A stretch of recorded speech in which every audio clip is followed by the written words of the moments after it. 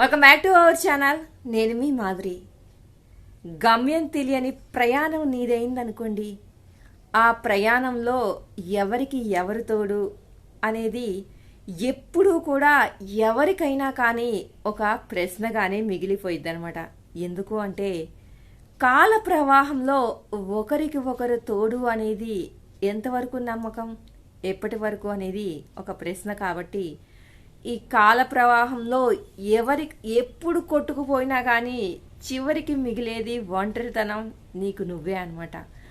ఆ నిజాన్ని గ్రహించలేక నా తోడు ఎవరు, నా వాళ్ళు ఎవరు, ఇక్కడ ఈ బంధాలు బాంధవ్యాలు, వాళ్ళు నన్ను విడిచి వెళ్ళిపోయారు, వీళ్ళు నన్ను విడిచి వెళ్ళిపోయారు, ఇక్కడ వీళ్ళతో బంధం తెగిపోయింది అని చెప్పేసి రకరకాల ఈ బంధాల కోసం మనం పాకులాడుతూ ఉంటాము.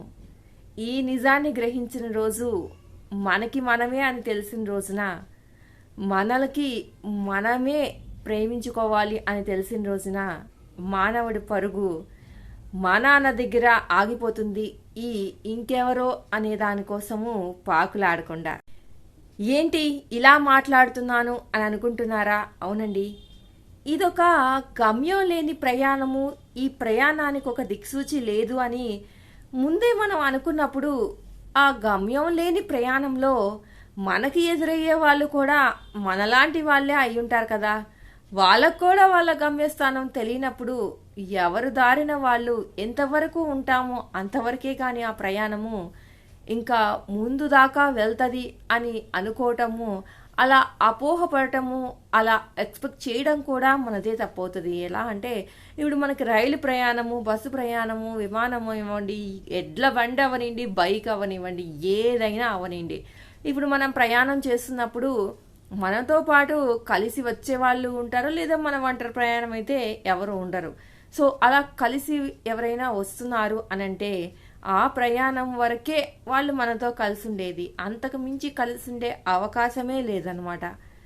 ఎప్పుడైనా మనం కాంటాక్ట్ చేయాలనుకొని ఏదైనా నంబర్స్ తీసుకొని అంత క్లోజ్నెస్ ఆ జర్నీలో మనకి ఏర్పడితే తప్ప, ఏర్పడింది కూడా ఇంకా ముందుకు వెళ్ళిద్దా అంటే నమ్మకం లేదు. ఎందుకంటే గమ్యం లేని స్థానాలు, గమ్యం లేని ప్రయాణాలు అనమాట ఇవి.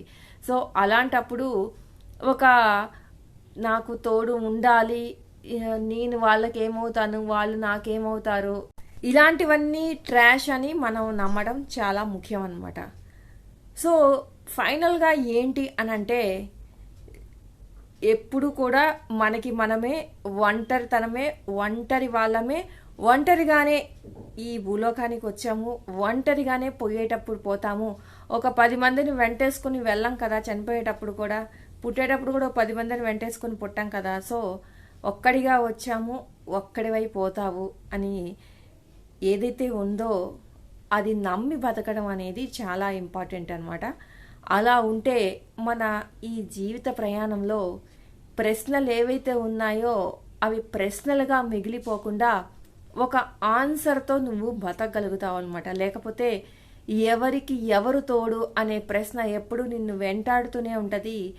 ఈ మధ్య మధ్యలో వచ్చే ఈ బంధాలకి బానిస అయిపోతే ఆ బంధాల బాంధవ్యం అనేది నిన్నెప్పుడు కూడా హర్ట్ చేస్తూనే ఉంటుందన్నమాట.